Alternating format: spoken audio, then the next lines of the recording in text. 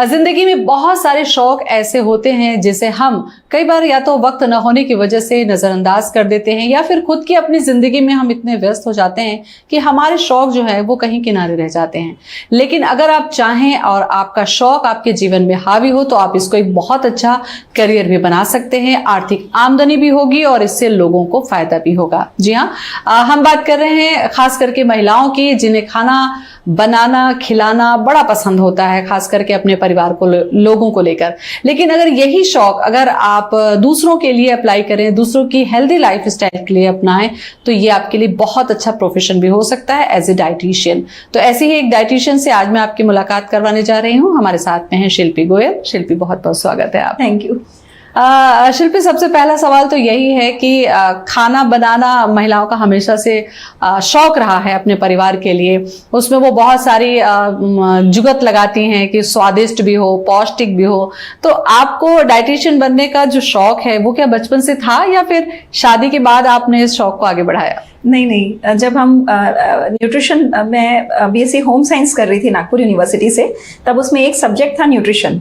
वो न्यूट्रिशन का सब्जेक्ट मुझे बहुत इंटरेस्टिंग लगता था क्योंकि ये पता चल रहा था कि पावर फूड में बहुत होती है जो हमारी बीमारियों को हमसे दूर कर सकती है। और जब भी हम बीमार पड़ते हैं तो सबसे पहला सवाल हम यही करते हैं कि हमें क्या खिलाया जाए, हमें क्या दिया जाए। तो मुझे ऐसा लगता था कि ये फूड के बारे में और डिटेल जाना जाए, बीमारियों के बारे में, फूड का जो इफेक्ट है उसको और स्टडी किया जाए।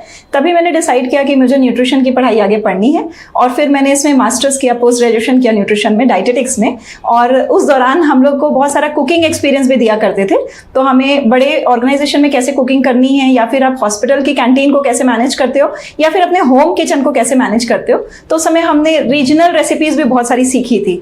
तो रीजनल रेसिपी बनाते समय भी ये पता चला कि एक ही चीज को अलग अलग रीजन वाले कैसे बना के खाते हैं। और इस तरह से वहां से मेरा जो ये शौक है फिर ये डेवलप होता चला गया। एक बहुत अहम बात आपने कही कि आपको याद होगा कि जो खाना पीना है वो बीमारी के लिए जिम्मेदार भी होता है और यही खाना पीना आपको बीमारी से बाहर भी ले आता है, यानी कि आपको बीमारी से बचाता भी है। आज हम फोकस करेंगे हमारे बच्चों पर, यंग जनरेशन पर, टीनेज बच्चे या फिर जो छोटे बच्चे। हमने उनमें एक बहुत ज्यादा चीज देखी है शिल्पी कि पहले की तुलना में बच्चे अब बहुत ज्यादा मोटे हो रहे हैं। मैं कहूँ ओबेसिटी बहुत ज्यादा हो रही है और हार्ट अटैक की प्रॉब्लम हो रही है, आइज की प्रॉब्लम हो रही है और एक्सरसाइज न होने की वजह से उनमें बहुत ज्यादा जॉइंट से लेकर बहुत सारी प्रॉब्लम्स हो रही है। आपको लगता है कि इसके पीछे क्या कारण है और एज ए डाइटिशियन क्या इसे दूर किया जा सकता है? बिल्कुल, सबसे पहली अवेयरनेस जो आनी है वो पेरेंट्स में आनी है। अपने बच्चों के बढ़ते हुए मोटापे को नजरअंदाज नहीं करना है।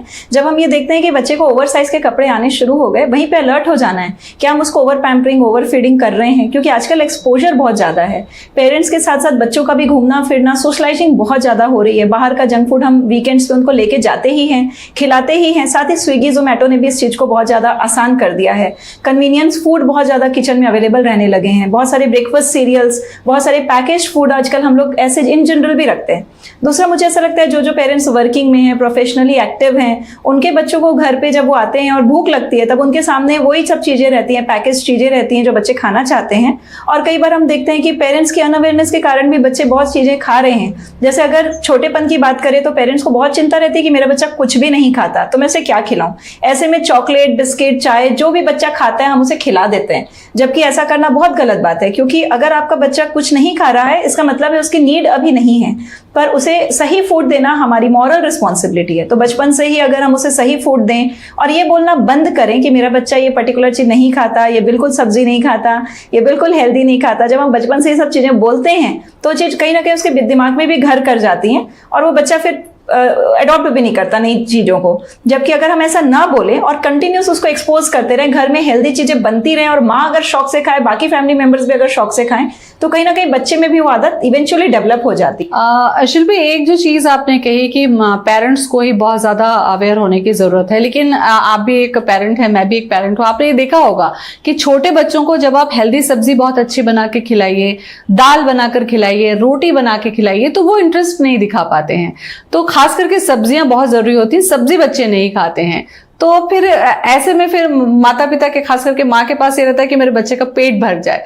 तो यहाँ पर किस तरीके के चेंजेस एज ए डाइटिशियन आपको करना चाहिए ताकि वो ग्रीन वेजिटेबल भी आपके बच्चों को आदत दिले और न्यूट्रिशन भी बहुत अच्छा मिल जाए? सबसे पहला तो ये है कि पेशेंस चाहिए। मतलब बचपन से बच्चे जब नई सब्जियां खाना सीखते हैं तो रेजिस्टेंस होता है, वो जनरली ट्राई नहीं करना चाहते। सेकंड, आप बच्चे को अपने साथ शॉपिंग पे भी एक्सपीरियंस पे लेकर जाइए, उनसे बात करिए कि सतरंगी सब्जियां हमारे थाली पे होनी चाहिए। उनको एजुकेट करिए, उनको वीडियोस के थ्रू, स्टोरीज के थ्रू उनको थोड़ा मोटिवेट करने की जरूरत है। उसके बाद उनसे बात करिए कि कौन सी ग्रीन कलर की क्या आप सब्जियां अपने डाइट में लेते हो, क्या आप येलो कलर की लेते हो, तो इस वीक हम कौन सी रेड कलर की सब्जी अपनी डाइट में शामिल करेंगे। शॉपिंग पे उनको लेकर जाइए, उनसे थोड़ी बहुत कटिंग करवाइए, उनको हिस्सा बनाइए कुकिंग का, उनको पकते हुए देखने दीजिए, उनको थोड़ी सी कच्ची चीज भी टेस्ट कराइए। जब वो चीज से बच्चा पार्ट बन जाएगा, उस चीज का हिस्सा बन जाएगा, तो डेफिनेटली वो ट्राई भी करेगा। बहुत बार हम देखते हैं कि अगर बच्चा थोड़ा सा भी कुकिंग में अगर वो साथ साथ में हाथ बटा रहा है तो उन चीजों को फिर वो जरूर टेस्ट करते हैं। और उनको फोर्सफुल ईटिंग नहीं करानी है, छुपा छुपा के नहीं खिलाना है, या फिर मुंह में जबरदस्ती ठुसाना नहीं, या उनके सामने कंटिन्यूस बोलना नहीं कि तुम ये नहीं खाते, ये नहीं खाते। हमें सिंपली ये करना है कि आप उस चीज को रिलिश करके खाइए एज अ फैमिली। बच्चे they are just like monkeys, they are copy cats, वो इवेंचुअली वो सीख जाते हैं। तो जब टाइम आता है तो सभी चीजें घर पे एक बैलेंस डाइट बननी चाहिए। हम देखते हैं कई बार बचपन से ही हम लोग सोचते हैं कि बच्चा लौकी, तोरी, टिंडा नहीं खाएगा, तो उसके लिए बनाते भी नहीं है। फिर उसके लिए पनीर, छोला या फिर हेवी सब्जियां, गरिष्ठ सब्जियां ही हम उसे परोसते रहते हैं और उसके साथ ही एसोसिएट करते हैं, जैसे फेस्टिवल है तो आज यही बनेगा। तो इस तरह से हम देखते हैं कि हमारी जो प्रोग्रामिंग रहती है, हमारे माइंड की प्रोग्रामिंग पहले हमें खुद चेक करना है एज अ पेरेंट। वो हमने ही बनवाई है, बिल्कुल, वो हमारे माइंड की क्या प्रोग्रामिंग है पहले हमें उसे चेक करना है और फिर इवेंचुअली वो आप पास ऑन कर सकते हैं अपने बच्चों पे। अच्छा, ये जो हरी सब्जियां का जिक्र आपने भी किया, खास करके लौकी है, तोरई है, टिंडा है, कद्दू है, बरबट्टी है, ये सारी सब्जियां हमें बड़ी पसंद होती है बड़े लोगों को, लेकिन छोटे बच्चों को आप देंगे तो वो नाक मुंह बनाते हैं। तो क्या आपको लगता है कि चूंकि आपने कुकिंग का भी जिक्र किया होम साइंस में, तो क्या इनको कुछ स्वादिष्ट तरीके से बनाया जा सकता है, या इसको किस तरीके से खाने में बच्चों को बना के दिया जाए? बिल्कुल, मैं आपसे ये एक रेसिपी शेयर करना चाहूंगी जिसमें हमने एक लौकी पिज्जा बनाया था। उसमें हमने लौकी ले ली थी, कट करके सिंपली एक पीस लौकी ली, उसमें हमने काजू का पेस्ट अप्लाई किया था। उसके बाद उसमें कच्ची कुछ सब्जियां सलाद वाली, जैसे कि शिमला मिर्ची, बेल पेपर्स, स्वीट कॉर्न और अनियन, टमाटर, गाजर, जो भी सब्जी कच्ची खाई जा सकती है, उसे हमने सजा दिया था। ऊपर से 7 हर्ब्स मसाला, मतलब ऑरिगेनो मसाला डाला था, और फिर जरा सा चीज ग्रेट कर दिया था, और नमक, काली मिर्च, जो जैसा स्वाद अनुसार आपको मसाले डालने हैं। ये डिश हमने काफी सारे बच्चों को, जो फिनिकी बच्चे होते हैं, हमने उनको टेस्ट कराई and they loved it a lot.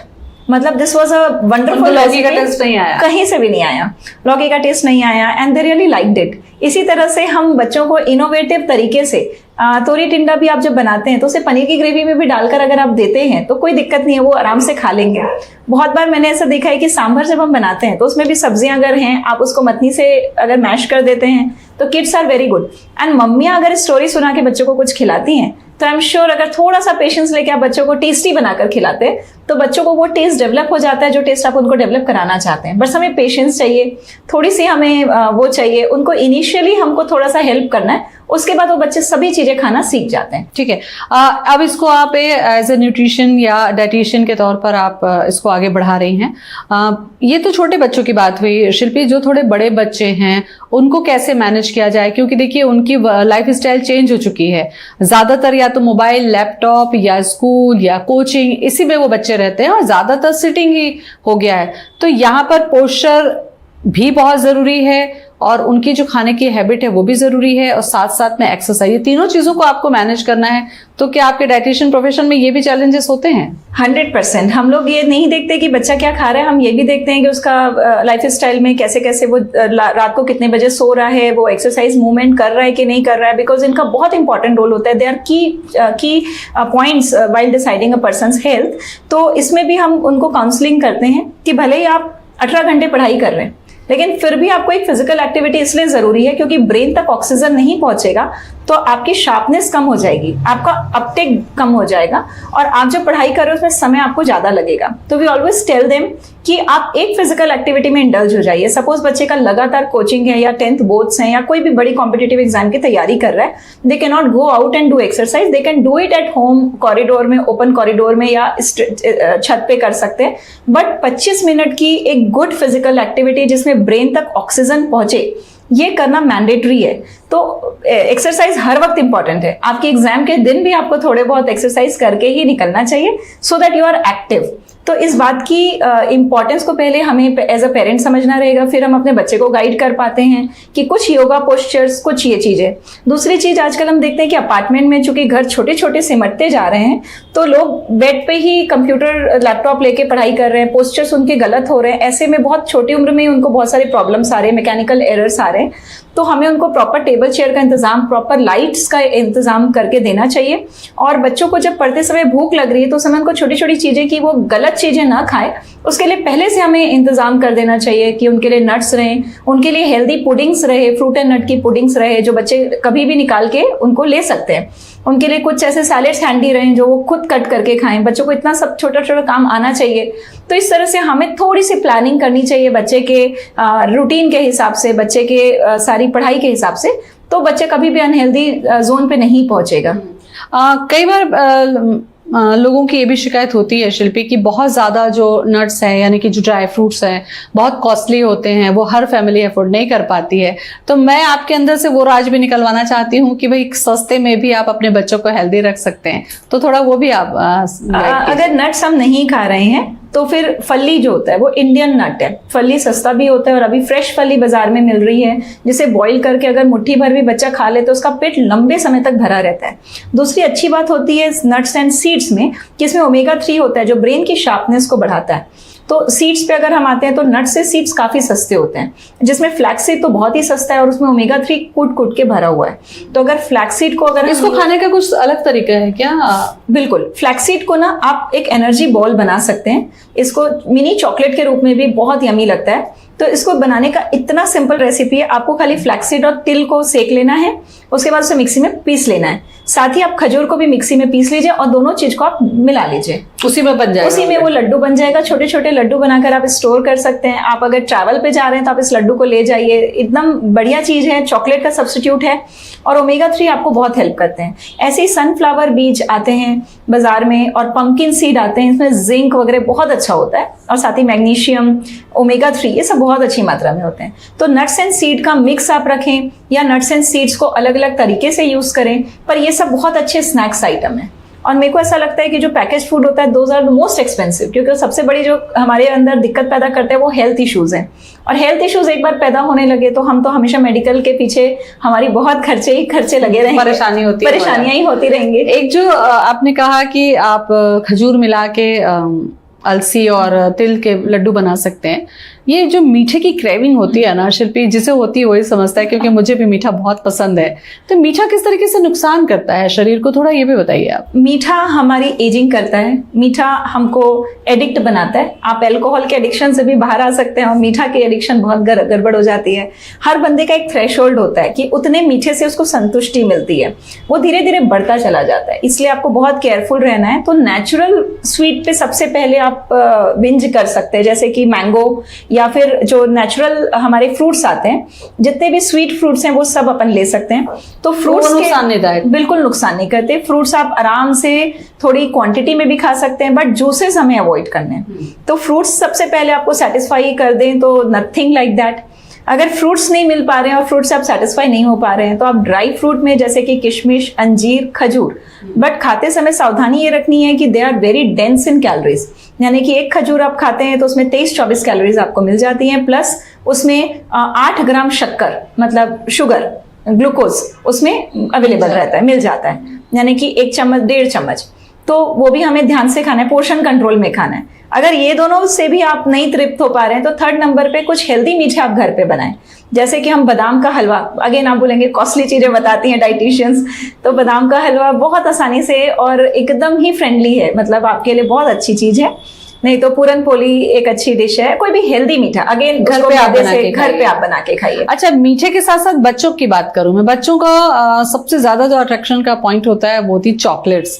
आप देखिए मार्केट में इतनी वैरायटी होती है स्वीट और चॉकलेट की कि बच्चों को खरीदने से हम रोक ही नहीं सकते। तो क्या चॉकलेट का कुछ अल्टरनेटिव है या चॉकलेट नुकसान करती है? बहुत ज़्यादा नुकसान करती है। कैंडीज एंड चॉकलेट सबसे ज़्यादा नुकसान करती है और बच्चों के डेंटल कैरीज का सबसे बड़ा वो एक कारण भी है।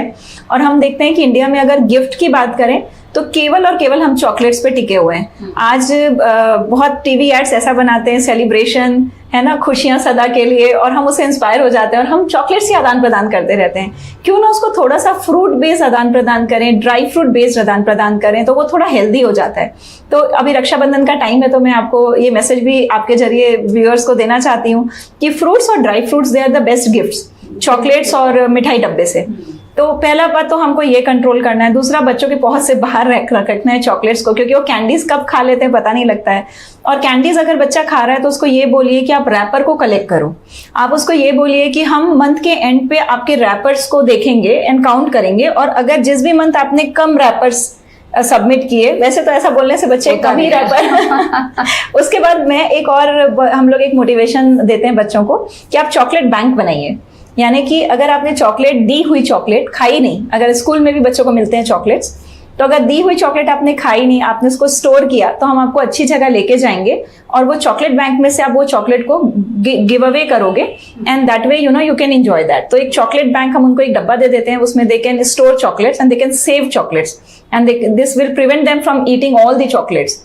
तो ये सब छोटे छोटे टिप्स एंड टेक्निक्स हैं जिससे हम बच्चों को रोक सकते हैं, बाकी आप हेल्दी रख सकते हैं। बाकी आप उनको नहीं रोक पाओगे, क्योंकि मान लीजिए नहीं रोक पाए शिल्पी और वेट गेन हो गया बच्चे का, जैसा कि आज हम देख रहे हैं कि 9th-10th के बच्चों को अगर आप देखें तो वो इतने हेल्दी, इतने बड़े लगने लगे हैं उम्र से ज्यादा, तो फिर जरूरत पड़ती है कि माता पिता आपके पास पहुंचते हैं, तो उसमें फिर कैसा रिजल्ट आता है और उसमें फिर आप लोग क्या एक्सपेरिमेंट करते हैं और क्या रिजल्ट आपको मिलता है? बच्चे को, जब वो बच्चे हमारे पास आते हैं तो हम उनको दिखाते हैं कि सी आपकी जो क्वालिटी ऑफ लाइफ है ये पूरी ही गड़बड़ा जाएगी, क्योंकि अभी हार्मोनल इम्बैलेंस होने शुरू हो गए। अभी आपको लड़कों में भी बहुत तरह की प्रॉब्लम्स आती है, लड़कियों में भी बहुत तरह की प्रॉब्लम आती है। ग्रोइंग एज जब रहती है तो उनके मेंसेस डिस्टर्ब होने लग जाते हैं, तो they also know, they are also look conscious. उनके चेहरे पे, आंखों के नीचे कालेपन आने लगते हैं, एक्ने हो जाते हैं, बाल उगने लगते हैं गलत वैसे चेहरे पे। तो they are also very motivated कि नहीं हमको सही खाना है। तो धीरे धीरे उनको गाइडेंस देते हैं, धीरे धीरे उनके मील टाइमिंग्स को सेटल करते हैं। जो चीजें गलत जा रही थी वहां पे उनको ब्रेड बिस्किट से बाहर निकालते हैं, अच्छी हेल्दी चीजें देते हैं।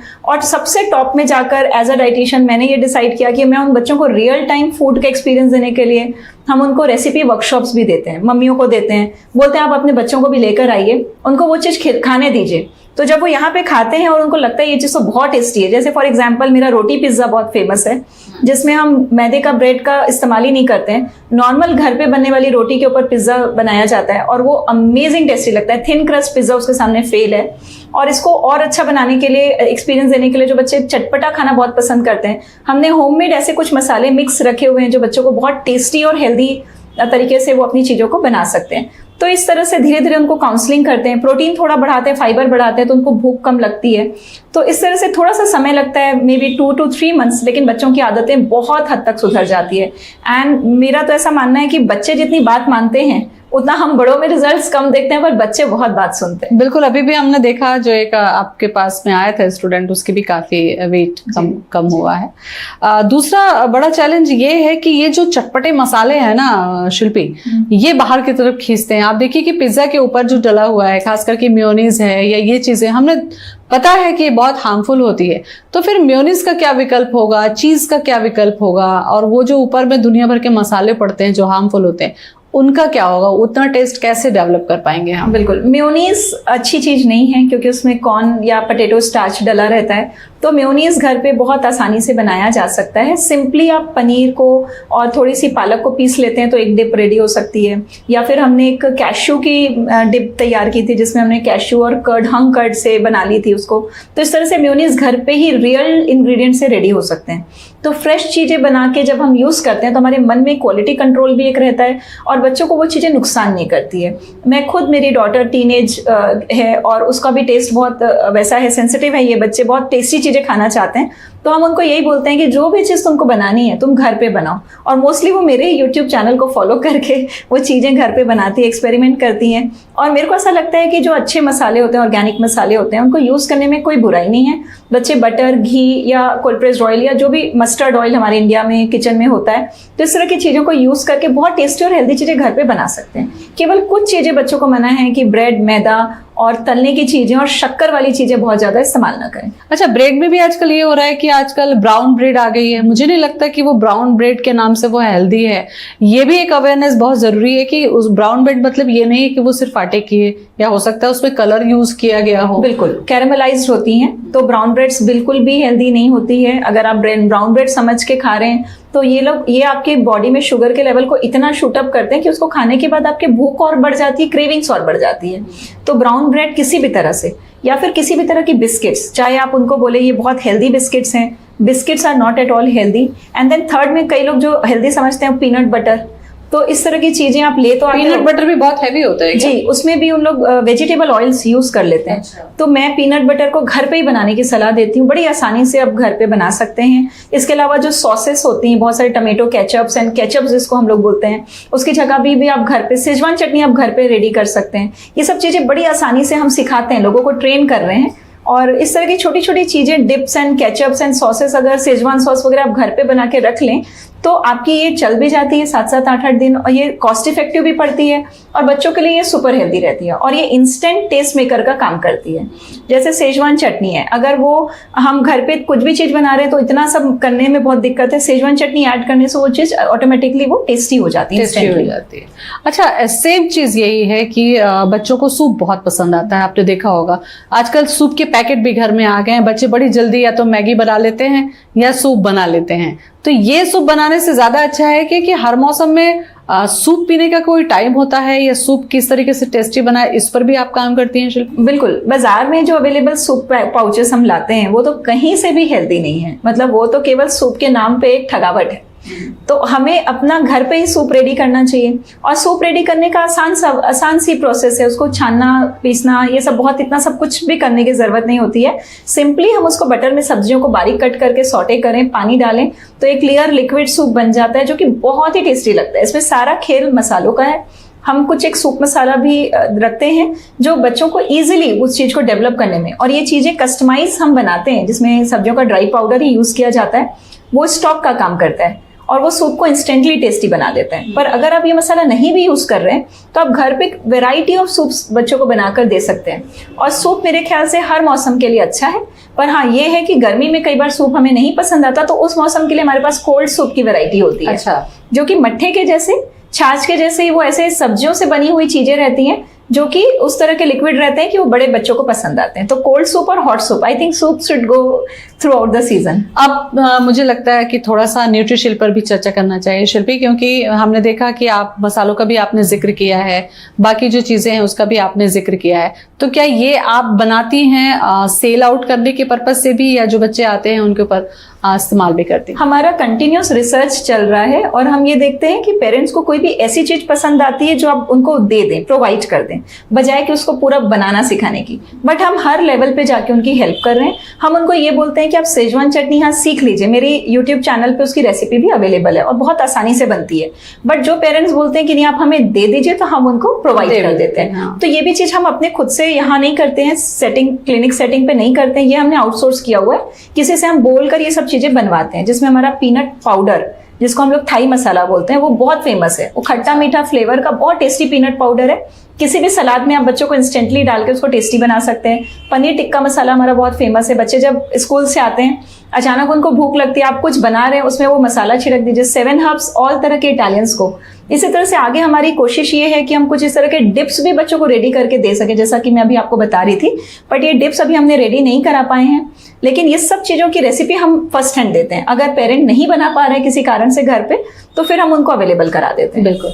तो काफी अहम जिम्मेदारी आप उठा रही हैं शिल्पी, न केवल बच्चों के लिए बल्कि उनके पेरेंट्स को भी आप अवेयर कर रही हैं। बहुत बहुत शुक्रिया आपका। Thank you. तो आपने देखा कि आपका खाना बनाने का शौक केवल आपके परिवार को ही हेल्दी नहीं रखता, बल्कि आप जब इसे समाज में लेकर जाते हैं तो दूसरों को भी इसका फायदा मिलता है और लोग अवेयर हो पाते हैं कि उन्हें क्या चीज और कैसी खानी चाहिए और कैसी नहीं खानी चाहिए। तो हमें लगता है ये जानकारी आपके लिए बेहद फायदेमंद होगी। फिलहाल इतना ही, नमस्कार।